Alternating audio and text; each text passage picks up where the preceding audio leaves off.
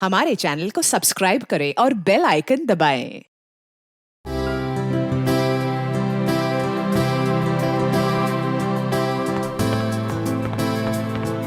लीजिए पापा आपकी कॉफी। लाओ लाओ लाओ। बिल्कुल वैसी जैसे आपको पसंद है। गरम है आराम से।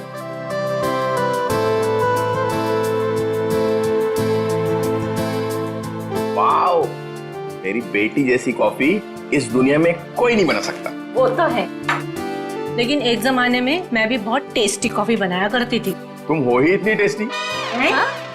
मेरा मतलब है तुम आज भी उतनी टेस्टी कॉफी बनाती हो। आप भी ना बेटी के सामने कुछ भी बोल रहे हो। क्यों, क्या हुआ? श्रेया बेटा, तुम्हें कोई प्रॉब्लम है? नहीं पापा, मुझे कोई प्रॉब्लम नहीं है। ये देखो। ना आप खाइए, मैं देखती हूँ।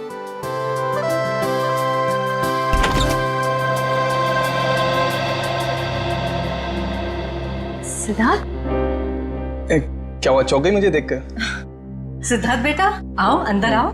बैठो, मैं तुम्हारे लिए अरे कॉफी। नहीं श्रेया, मैं थोड़ा जल्दी में हूँ। मैं ये एंगेजमेंट कार्ड दिखाने आया था।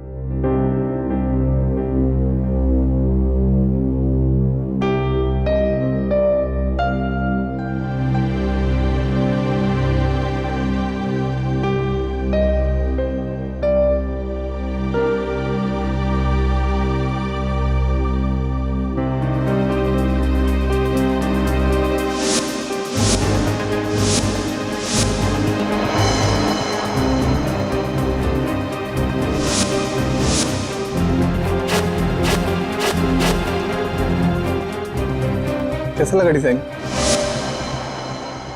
कार्ड पसंद नहीं आया? कोई बात नहीं, दूसरा बनवा लेंगे। नहीं, कार्ड अच्छा है।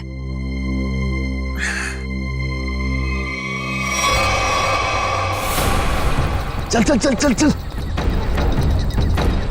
चल चल चल, हम लोग इस बंगले छुप जाते हैं। अरे जैसा भी नहीं यहाँ पर।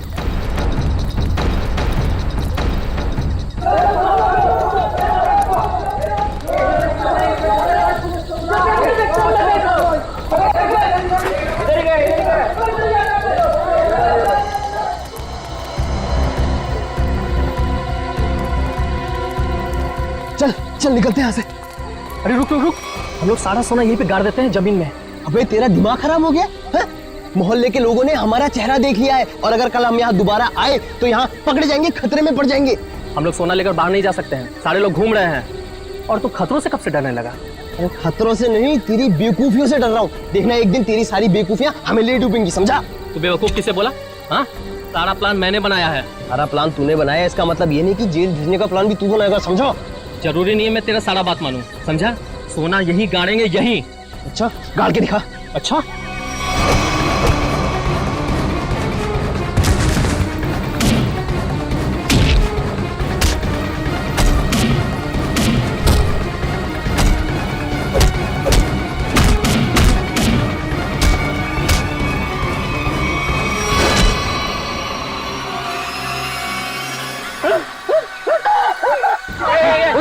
उधर से आवाज आई। चल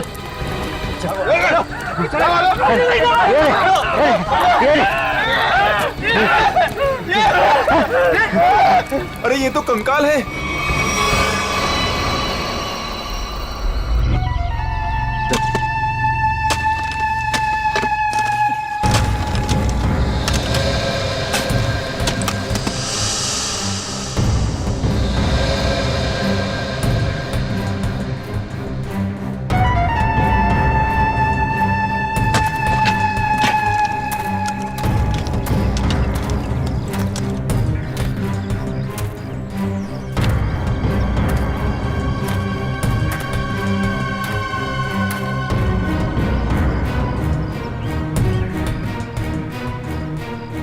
कैसा दिमाग होता है इन मुजरिमों का।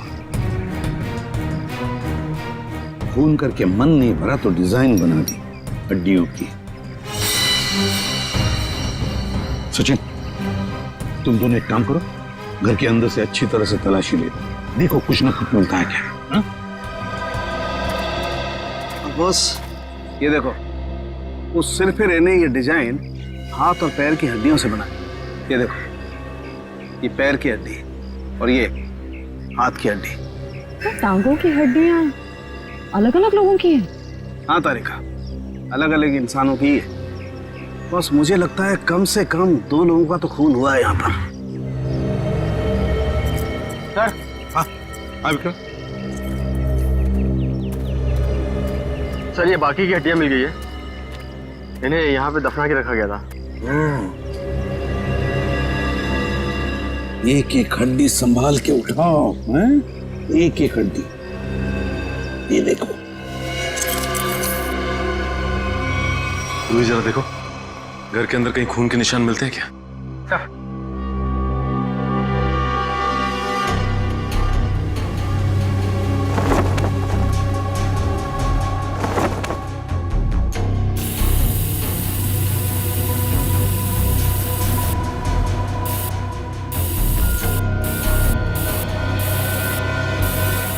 जी सर, गांव वालों का कहना है कि 1984 में इस घर के मालिक अपने पूरे परिवार के साथ ऑस्ट्रेलिया चले गए थे छुट्टी मनाने के लिए।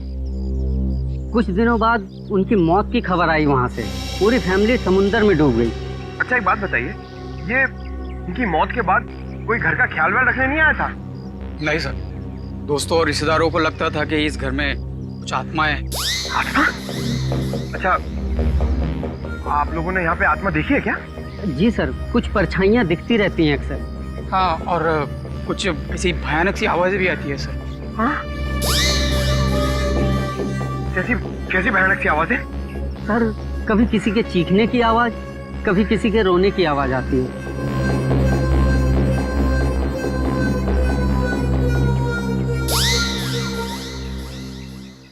सड़के, इन सारी हड्डियों को देखकर लगता है कि खून एक आदमी का हुआ है और एक औरत का भी। ये देखना, पेल्विक गर्ड, एक पेल्विक गर्डल किसी औरत की है। हाँ बस, लेकिन एक कमाल की बात है, क्या? इन सारी हड्डियों में किसी की भी खोपड़ी की हड्डी नहीं मिली। हो सकता है खोपड़ियां किसी और जगह पे छुपा कर रखी हो या फेंक दी हो सकता है ना। मयूर, विक्रम, काम करो, बंगले के आसपास का एरिया अच्छी तरह से छानो और ढूंढो, देखो, कुछ न कुछ तो जरूर मिलेगा। एक एक कोना भी मत छोड़ो। जाओ। Yes sir.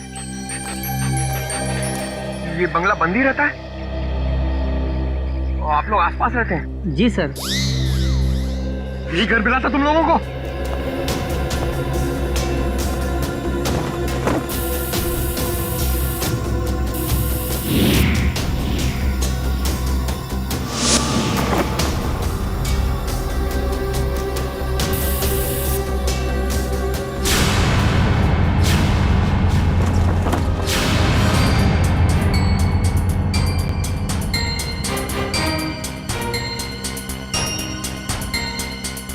सूखा हुआ खून। सर ये टेप रिकॉर्डर और ये प्रोजेक्टर मिला है। टेप रिकॉर्डर और प्रोजेक्टर और ये सूखा हुआ खून, इसका मतलब कोई ना कोई बहुत गहरा राज छिपा है इस बंगले के अंदर। सर, हाँ सर, खोपड़ी तो कोई नहीं मिली, मगर ये कार की चाबी मिली। कार की चाबी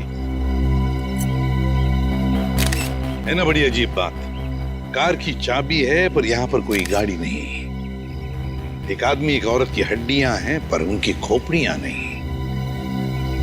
फिर है क्या ये सारा चक्कर? और फिर किसने किया है ये? RAIMA,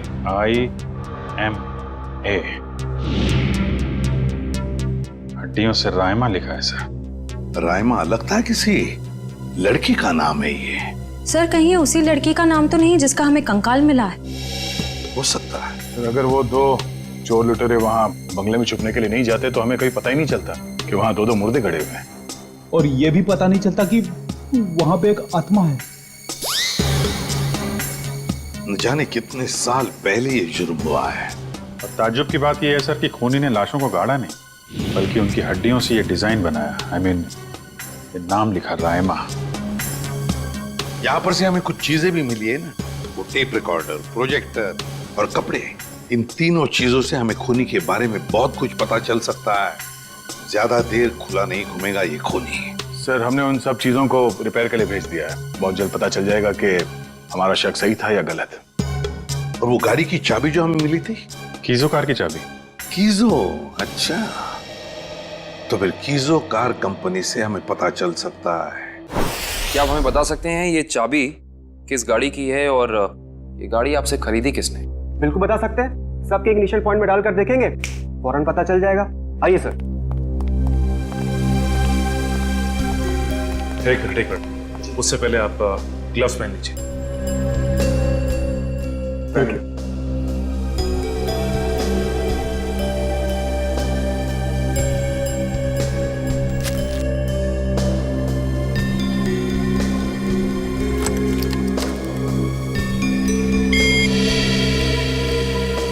नहीं सर।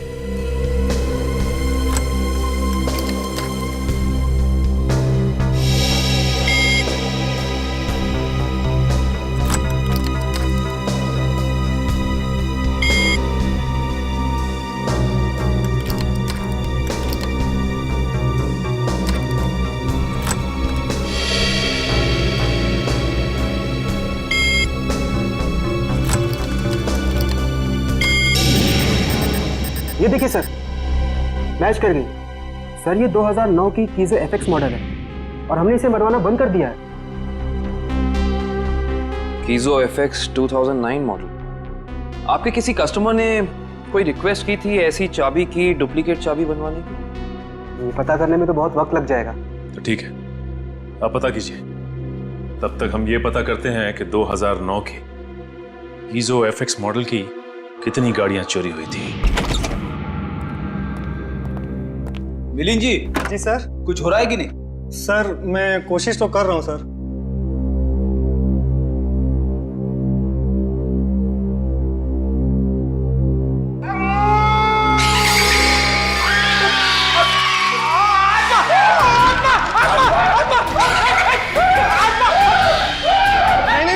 नहीं सर, आत्मा नहीं है। ये तो गलती से फेडर खुल गया था।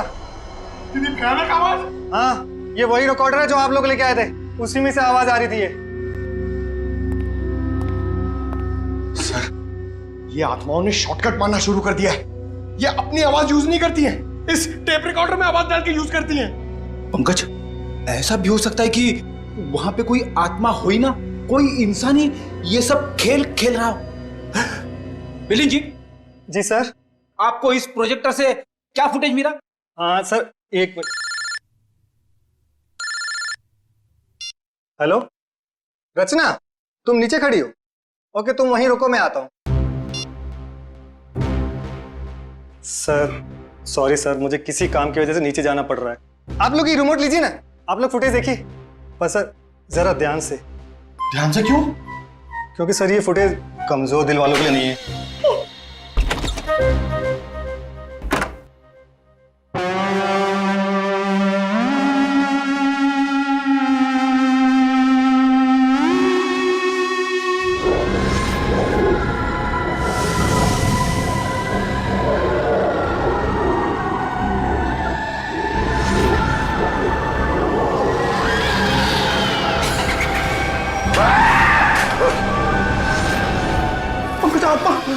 पंकज, बंगला नंबर 13 की आत्मा यहाँ आ गई।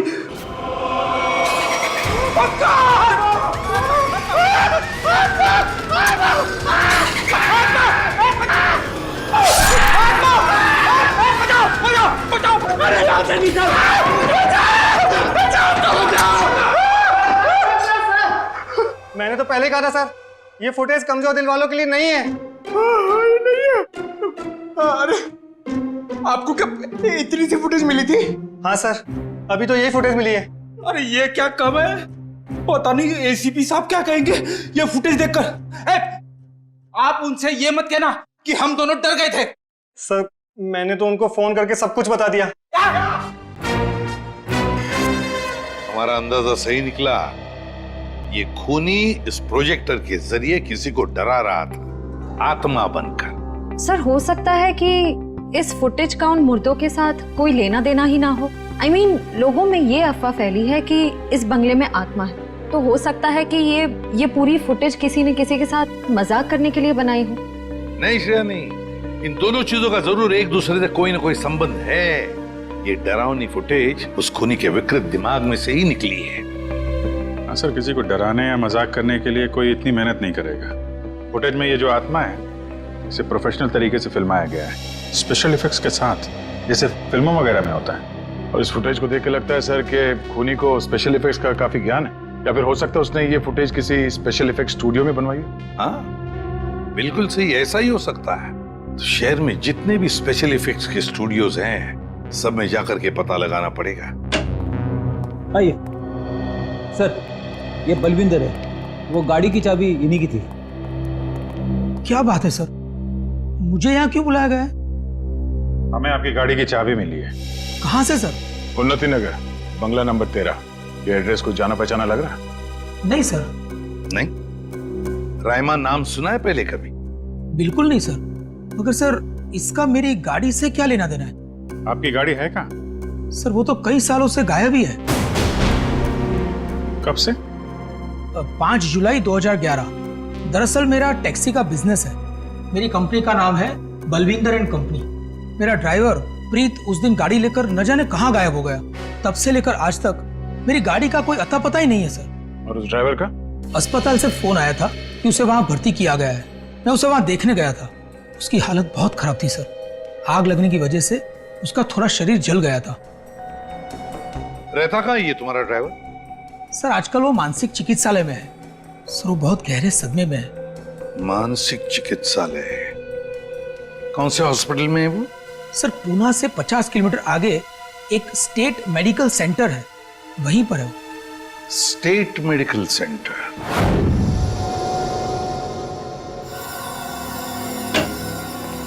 हाँ तारिका जी, कुछ बात बनी? सर चेक कर रहे हैं ना, कुछ ना कुछ तो पता चल ही जाएगा। भाई साहब, मैं दिखाई नहीं दिया आपको? दिखाई? अरे सर आप तो सपने में भी दिखाई देते हैं।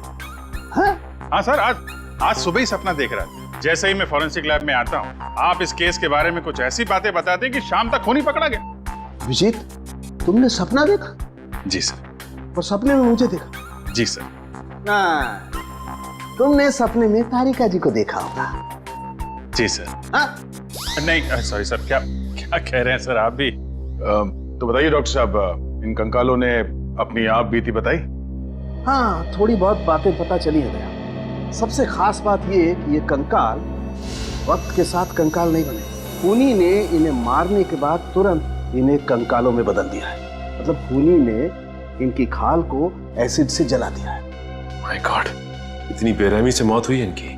और ये जो कंकाल है ना, ये कंकाल एक आदमी का है। इसकी उम्र 30 से 35 साल है और इसकी लंबाई लगभग 6 फीट के आसपास। और ये जो हाथ पे उंगलियों में आपने निशान लगा रखा है, ये क्या है? हाँ, दरअसल इसकी उंगलियों में, इसकी कलाई पे मुझे बहुत कुछ टूट फूट दिखाई दी। मतलब ये आदमी अपने हाथों का बहुत ज्यादा इस्तेमाल करता हो। शायद ये किसी ऐसे प्रोफेशन में होगा जहाँ हाथों का काफी इस्तेमाल होता है, या तो कोई मजदूर या फिर कोई आर्टिस्ट। और ये दूसरा कंकाल लड़की का, उसे क्या पता चला? दया, इस लड़की की उम्र लगभग 30 साल। इसकी लंबाई 5 फीट 4-5 इंच है, बस इससे ज्यादा कुछ पता नहीं चल पाया। और ये जो ड्रेस पे खून लगा है, इसका क्या? टेस्ट करने से पता चला कि ये खून नहीं, लमाइन रेड नाम का केमिकल है, जिसका इस्तेमाल ज्यादातर फिल्म्स, टीवी सीरियल्स और नाटकों में किया जाता है नकली खून दिखाने के लिए। तो इसका मतलब किसी ने पूरी तैयारी कर रखी थी ये बंगला नंबर 13 में किसी को डराने की। पकड़ा जाएगा, वो खूनी भी और वो डराने वाला भी, अगर दोनों अलग अलग है तो। डॉक्टर साहब, कितना टाइम लगेगा ये पता करने के लिए कि कंकाल कितना पुराना है? थोड़ा वक्त लगेगा दया, तुम तो जानते हो कार्बन डेटिंग में थोड़ा वक्त लगता है।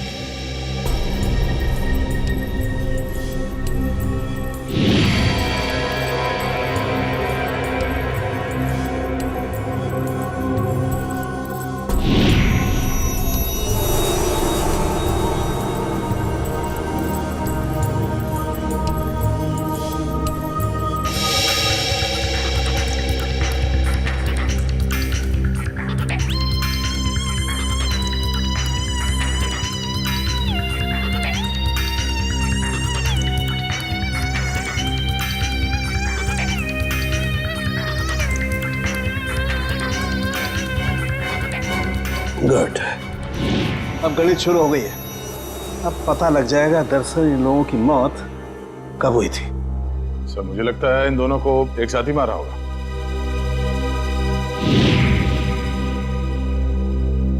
छत्तीस से 38 महीने पहले, मतलब 3 साल पहले 2011 में मौत हुई इनकी। और उस बलविंदर की कार भी जुलाई 2011 को गायब हुई थी, बंगला नंबर 13 से।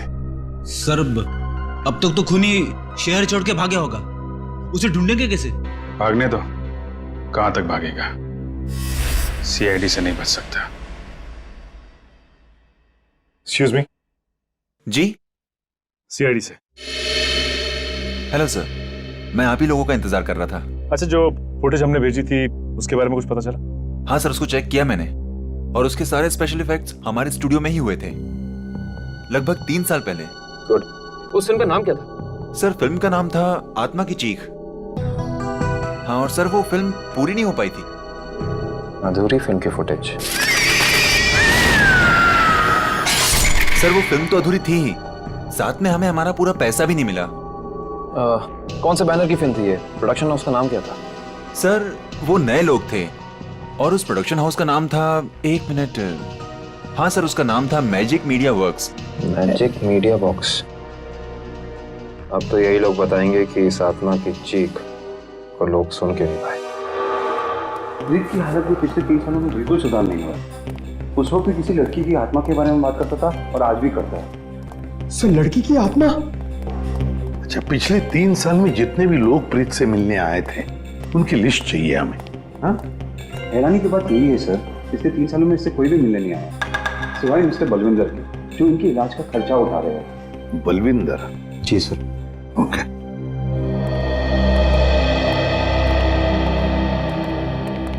प्रीत, ये सीआईडी ऑफिसर्स है, ये तुमसे कुछ बात करना चाहते हैं।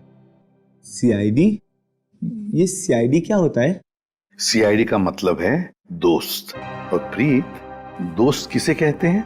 जो अपना सुख दुख दूसरे दोस्त के साथ बांटता है ना? और हम सब तुम्हारे दोस्त हैं, तो अब तुम हमसे तुम्हारे सुख दुख बांटोगे ना? ठीक है दोस्त।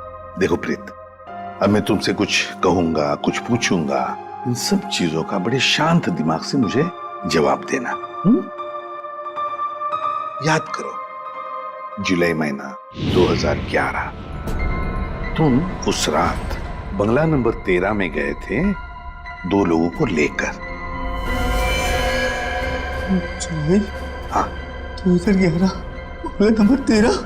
बंगला नंबर 13, क्या हुआ था वहां पर? तुम लोग मेरे दोस्त नहीं हो, तुम लोग मेरे दोस्त नहीं हो। राइमा ने भेजा है ना तुम लोग को मुझे मारने के लिए। राइमा ने भेजा है ना? नहीं, राइमा ने नहीं भेजा है। हम लोग दोस्त हैं तुम्हारे। हाँ पक्का?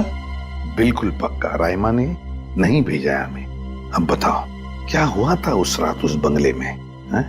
बंगला नंबर 13। एक आदमी और औरत ने पैसे दिए थे मुझे उन्हें वहां ले जाने के लिए। ये क्या? राइमा चीख रही है, राइमा चीख रही है, मुझे मार देगी, मुझसे बदला लेना चाहती है। राइमा तुम्हारे पीछे है। ये बात करने की स्थिति में नहीं है अभी। आई एम सॉरी डॉक्टर साहब, 2 मिनट और। सॉरी, मैं आपके केस के लिए मैं अपने पेशेंट की जान खतरे में नहीं डाल सकता। Please cooperate. ठीक है। मुझे मार देगी, मुझसे बदला लेना चाहती है। अभिजीत, एक बात तो पक्की है कि उस रात प्रीत बंगला नंबर 13 में एक आदमी और एक औरत को लेकर गया था, और हमें जो कंकाल मिले हो शायद उसी आदमी और उस औरत के हो। हाँ सर, ये आत्मा वाला ड्रामा करके उनको डराया, मार डाला, फिर सर अलग कर दिया ताकि पहचान ना हो सके। सर, ये प्रीत बार बार राइमा आ रही है ऐसा क्यों बोल रहा है? कहीं राइमा जिंदा तो नहीं? इस बात का तो पता लगाना ही पड़ेगा कि प्रीत की बातों में कितनी सच्चाई है और कितना भ्रम। लेकिन एक बात तो पक्की है, इस राइमा का इस केस के साथ कोई ना कोई संबंध जरूर है। इस राइमा की कुंडली निकालो। राइमा,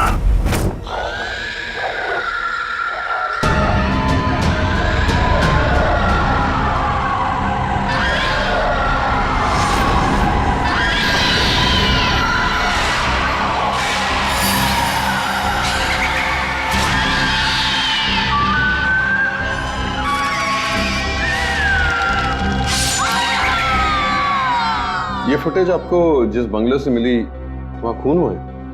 जी हाँ, दो दो खून। वैसे ये फिल्म की फुटेज आपकी है ना? जी हाँ, क्या बताऊं सर, बड़ी ही मनहूस फिल्म थी। 10 सीन ही शूट किए थे, फिर फिल्म बंद हो गई। और बंद होने के बाद इस फिल्म के सारे राइट्स मैजिक मीडिया बॉक्स के पास आ गए, if I am not wrong, है ना मिस्टर आलोक? अब इस तरह के फुटेज तो हमारे पास काफी पड़े रहते, अब पता नहीं ये फुटेज उसके हाथ कैसे लग गए। मतलब आप भी मानते हैं कि ये फुटेज गलत हाथों में लग गए, जिसका उसने गलत फायदा उठाया और दो दो खून किए? शायद कोई बाहर वाला होगा। लेकिन आपको ऐसा नहीं लगता कि कोई अंदर वाला भी हो सकता है? क्योंकि ऐसा काम करने के लिए अंदर वाले के लिए थोड़ी आसानी ज्यादा होती है। वैसे इस फिल्म पे आप लोग क्या क्या काम कर रहे थे? सुनील राइटर था, आलोक डायरेक्टर और मृणाल कॉस्ट्यूम डिजाइनर। और आप प्रोड्यूसर, राइट? जी। आप में से कोई राइमा को जानता है? राइमा हमारे फिल्म की हीरोइन थी। सर, आप कैसे जानते हैं राइमा के बारे में? आप एक काम कीजिए मिस्टर आलोक, आप अपनी फिल्म की हीरोइन राइमा को यहाँ बुला लीजिए। वो एक्चुअली कई साल पहले राइमा एक हादसे में आग में जलकर मर गई। मर गई? अच्छा, राइमा की कोई तस्वीर या फोटो? मृणाल, फोटो ले आओ। जी सर। एक मिनट, अभी आपने कहा कि वो जल के मर गई, लेकिन कैसे? ज्यादा कुछ तो पता नहीं है, क्योंकि उसके और हमारे बीच तनाव हो गया था। और वो क्यों? वो एक्चुअली हम राइमा को अपनी फिल्म में हीरोइन लेना चाह रहे थे, पर बाद में हमने अपना इरादा बदल लिया और स्मृति को हीरोइन ले लिया और राइमा हो गई साइड एक्ट्रेस। तुम मेरी जगह ये छिपकली को हीरोइन बनाना चाहते हो? तुम्हारा दिमाग खराब हो गया है। राइमा, तमीज से बात करो। मैंने तुमसे कहा ना, अगली फिल्म में तुम्हें हीरोइन बनाऊंगा। इस फिल्म के किरदार के लिए तुमसे बेहतर स्मृति। अच्छा, तो ये बात पहले क्यों नहीं सोची जब मुझे फाइनल किया था? ये फिल्म इंडस्ट्री है राइमा, यहाँ किसकी किस्मत कब यू टर्न मार जाए कोई नहीं कह सकता। ये फिल्म मेरी किस्मत में थी, मुझे मिल गई। इंतजार करो, सिर्फ इंतजार। एक दिन तुम्हारी जिंदगी ऐसी दिशा में चली जाएगी जिसका अंत गहरी खाई में होगा, समझे तुम? क्या तुम मुझे धमकी दे रही हो? धमकी ही समझ लेना। राइमा रुको, राइमा। सूरज गया था राइमा को मनाने के लिए, लेकिन कोई फायदा नहीं। एक हफ्ते बाद खबर आई कि एमजे स्टूडियो में आग लगी है और राइमा की मौत हो गई। मुझे अफसोस है, अगर राइमा हमारी फिल्म की हीरोइन होती तो शायद ये दुर्घटना ना होती और आज वो जिंदा होती। आलोक जी, आप एक काम कीजिए, आप अपनी फिल्म की नई हीरोइन स्मृति, उनको यहाँ बुलाइए जरा। मैंने उसे कॉल किया था, उसका फोन लगा नहीं, और आर्ट डायरेक्टर विराज का भी वो फोन डेट बता रहा था। विराज और स्मृति से मिलना पड़ेगा। सर, ये रहे फोटो। ये है राइमा। राइमा ने स्मृति को धमकी दी, उसके बाद राइमा खुद मारी गई। तो फिर ये खून कर कौन रहा है? इसका जवाब तो अब विराज और स्मृति से मिलकर ही पता चलेगा। मैंने पता किया, ये विराज और स्मृति इस ब्लू रोज प्रोडक्शन हाउस में काम कर चुके हैं। गुड निकल, इससे पूछते हैं। अरे सुनिए भाई साहब जी, ये विराज शंकर है, आर्ट डायरेक्टर है, काफी टीवी में और फिल्मों में सेट लगाए हैं इन्होंने। इन्हें पहचानते हैं आप? नहीं सर, मुझे नहीं मालूम। जी, आगे पूछते हैं। एक्सक्यूज मी, हम लोग सीआईडी से। जी। आप विराज शंकर को जानते हैं? विराज शंकर? हाँ सर, मैं जानता हूँ। वो बेचारे बहुत कर्जे में थे, पर फिर पता नहीं क्या हुआ उनका। उनका कोई एड्रेस, कोई पता? सर, इस बारे में कुछ ज्यादा तो पता नहीं है, लेकिन उनको ऑफिस कहीं अंधेरी में है। अच्छा, ये फोटो को ध्यान से देखिए। स्मृति ये फिल्मों में काम करती है, पहचानते हैं आप इन्हें? जी हाँ, इनकी बंद फिल्म के बाद इनको कोई प्रोड्यूसर फिर से रिलॉन्च करना चाहते थे, लेकिन सर ये पता नहीं क्यों बदकिस्मती से ये 2011 में अमेरिका चली गई और उसके बाद फिर लौट के आए हैं। ये स्मृति का कोई अता पता जहाँ हम उनसे मिल सकते हैं? हमें तो नहीं पता, पर उस एजेंसी पर उसका पुराना एड्रेस होगा जहाँ पर उन्होंने चमकार वॉशिंग पाउडर का विज्ञापन किया था। ठीक, थैंक यू। यार, एजेंसी से स्मृति के घर का पता निकलवाते हैं।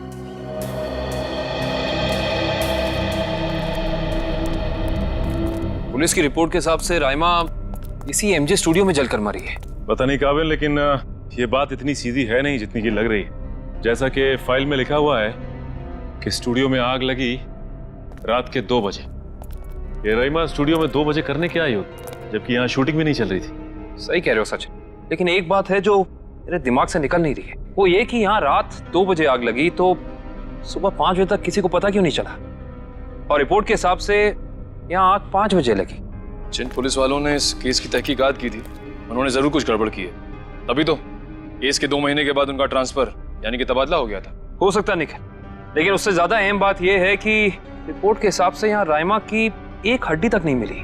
मतलब आग इतनी भयंकर थी। स्टूडियो को देख के ऐसा लगता नहीं है कि आग इतनी भयानक होगी कि चलने वाले का नामो निशान राख हो जाएगा। उससे भी अहम बात यह है कि यह स्टूडियो इस्तेमाल में नहीं था, यहाँ पे कोई शूटिंग नहीं चल रही थी।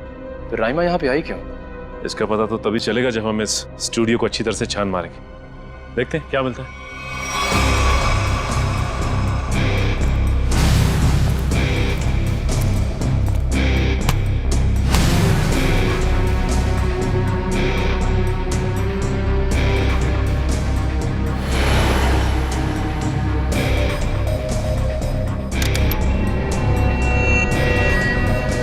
ये देखो, जली हुई गन।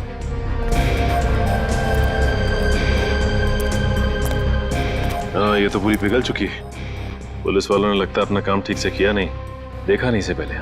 भी हो सकता है कि राइमा ये गन किसी को मारने के मकसद से लाई हो, या फिर हो सकता है कि कोई राइमा को मारने के लिए लाया हो। ये भी पॉसिबिलिटी है। जरूर कुछ है यहाँ, देखते हैं और क्या मिलता है।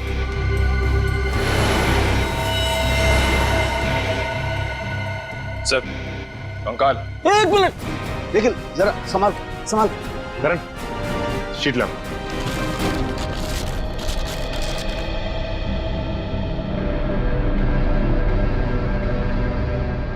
एक बार कंकाल, वो भी पूरी तरह से जला हुआ।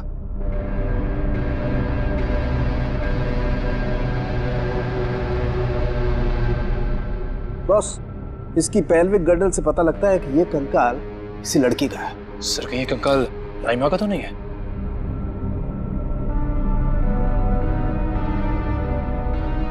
और इसकी लंबाई 5 फीट 6 इंच है। और राइमा की लंबाई 5 फुट 3 इंच। इससे साफ पता चलता है कि ये कंकाल राइमा का नहीं बल्कि किसी और का है। केस सुलझने की बजाय और उलझता चला जा रहा है। एक बात और, हम लोगों को यहाँ जली हुई गन जरूर मिली है, लेकिन इस लड़की की मौत गोली लगने की वजह से नहीं, इस लड़की की मौत जलने की वजह से ही हुई है। देखो, ढूंढो और कुछ मिलता है क्या।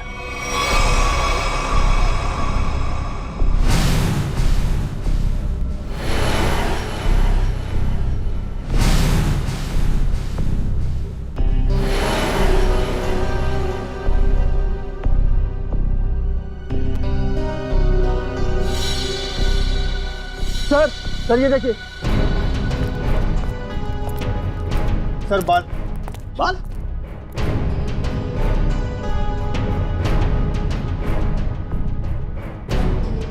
ओह सर, ये तो किसी लड़की का बाल लगता है। या तो मरने वाली का या फिर राइमा का।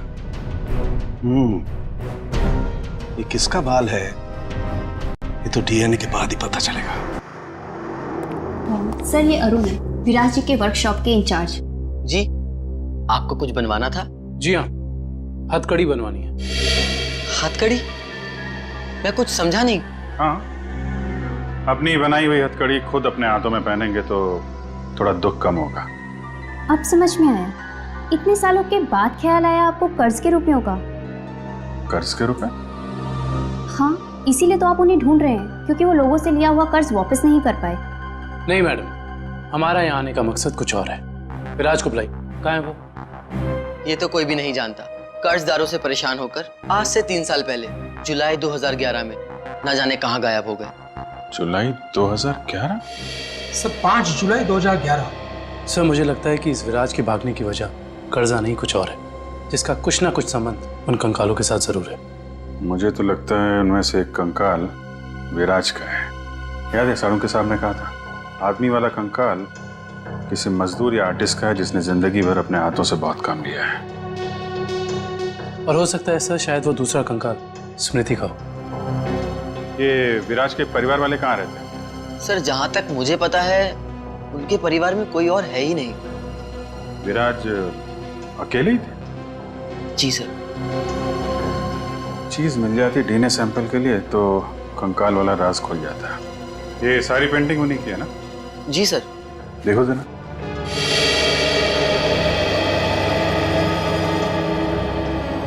सर थंबप्रिंट ये विराज का है? जी हाँ सर, और ये थंबप्रिंट ही नहीं, ये पूरी पेंटिंग सर ने अपनी उंगलियों से बनाई है। Finger painting? इतना तो काफी है डीएनए टेस्टिंग के लिए।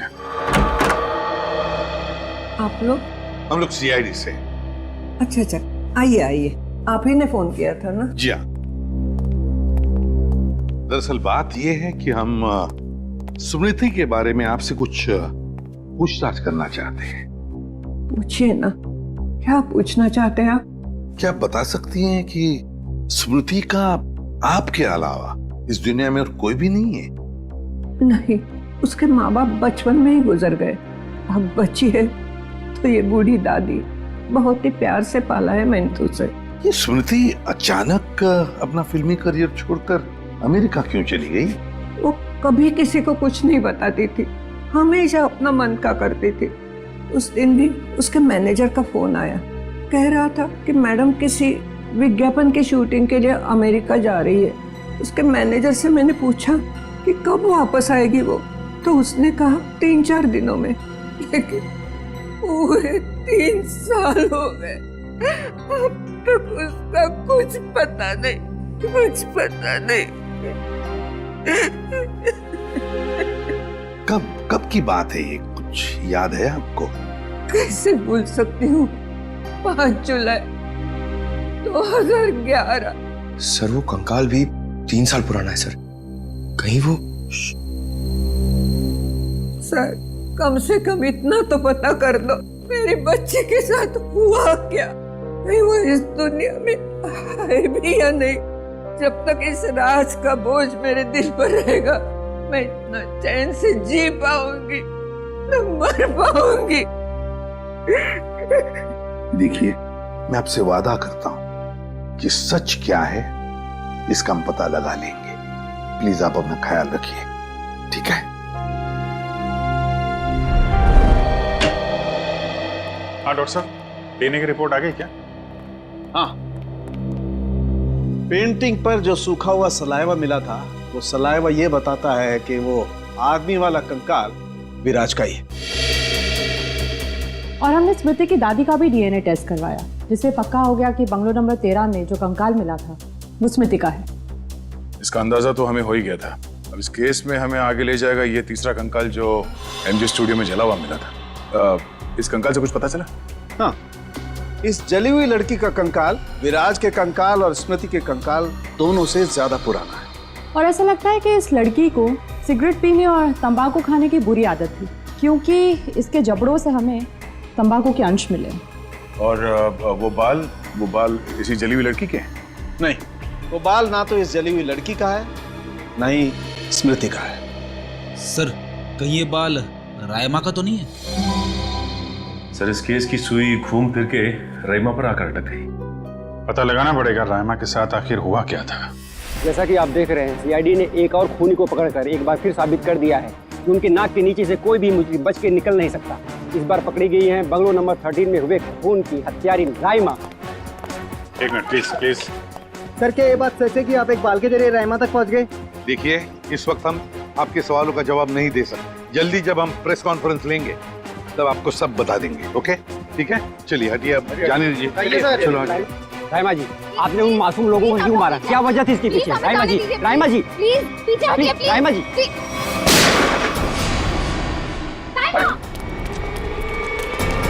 पकड़ो उसे। अब खूनी पकड़ेगा इसे।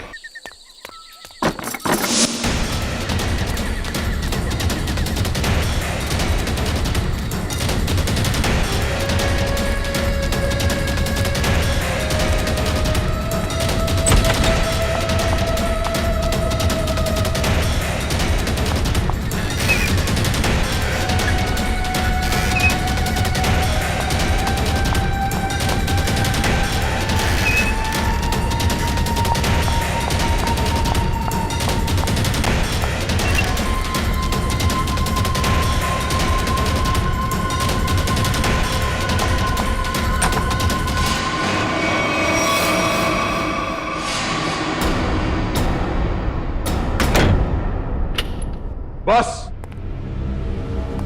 बहुत हो गया, अब कुछ नहीं हो सकता। बाहर आ जाओ। ये कहानी इसी घर से शुरू हुई थी और खत्म भी इसी घर में होगी, आज ही।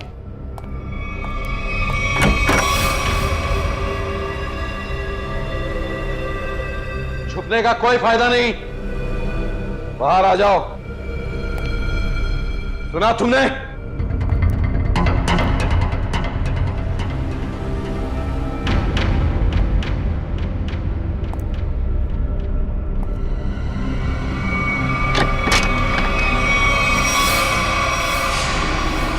बहुत हो गया नकली रायमा बनने का नाटक। बरो, come on move.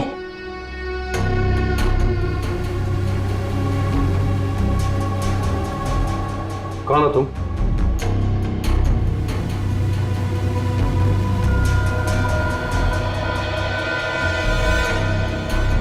CID officer पूर्वी। सीआईडी?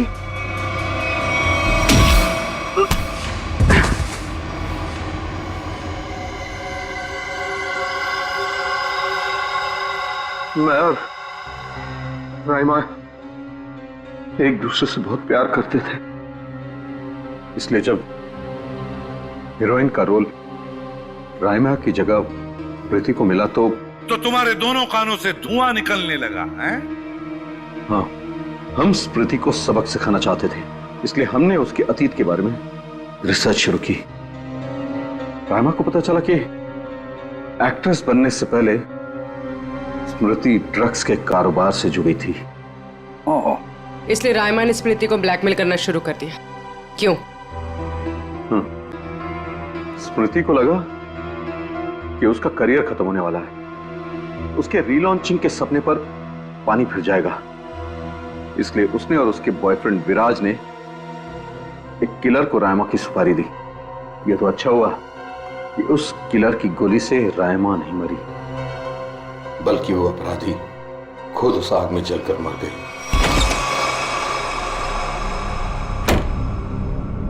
विराज, स्मृति, कहाँ हो तुम दोनों?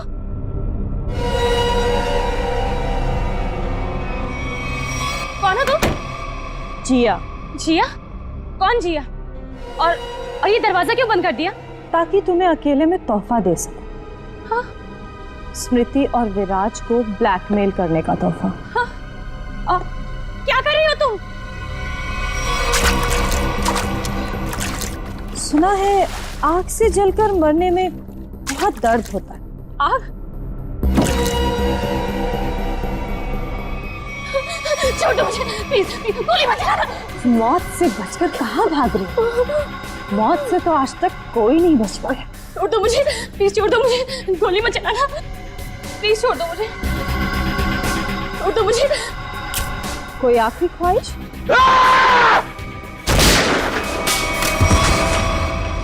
रायमा, रायमा, मैं तुम्हें कुछ नहीं होने दूंगा। मैं तुमसे बहुत प्यार करता हूँ, मैं तुम्हें कुछ नहीं होने दूंगा रायमा। अब तुम दोनों को मुझसे कोई नहीं बचा सकता। सब फाइनल गुड बाय।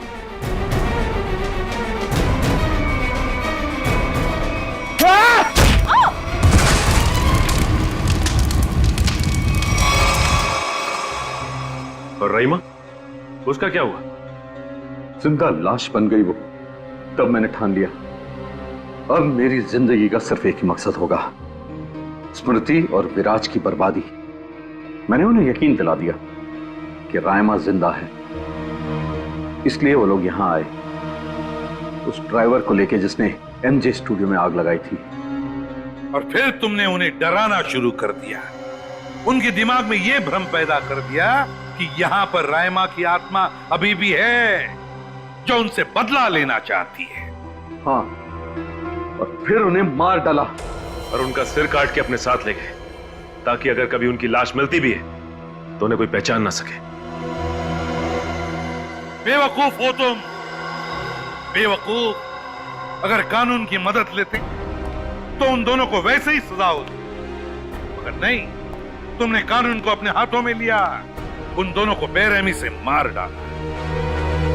और रायमा, उसका क्या? कभी सोचा तुमने? बेचारी की जिंदगी का फैसला तो अब कानून करेगा, लेकिन तुम्हारा फैसला तो हो ही गया, समझ लो। तुम्हें तो फांसी होगी, फांसी। Good morning. Hi. Good morning. अरे ये क्या लेके आई हो? सर ये आप सबके लिए मिठाई है और मेरी एंगेजमेंट के इनविटेशन कार्ड्स हैं।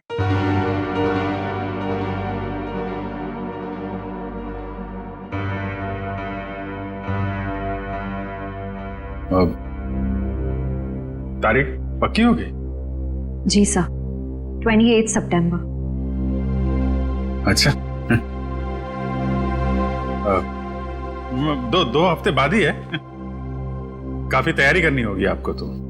सर ज्यादा कुछ तैयारियां करनी नहीं, सिद्धार्थ को भी मेरी तरह एक छोटा सा ही फंक्शन चाहिए था। ये तो बहुत अच्छी बात है। Congratulation Shreya. Thank you sir. चलो मुंह मीठा कराओ। हाँ श्योर।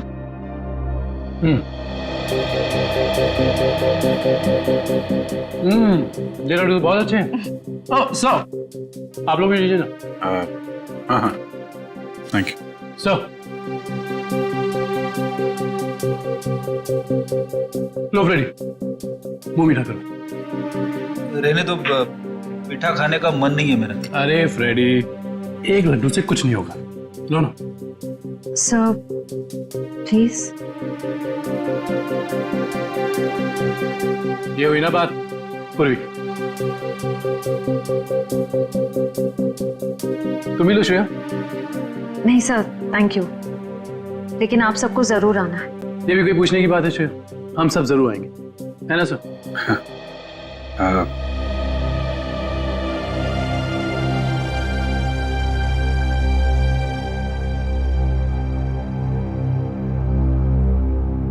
सर आप आएंगे ना?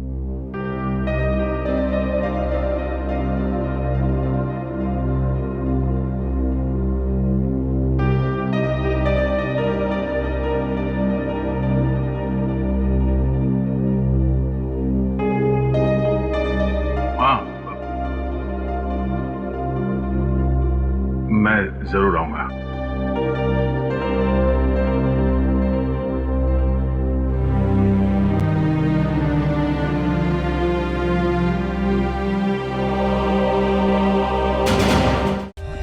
For more updates, subscribe to our channel, click the show links and enjoy watching the videos.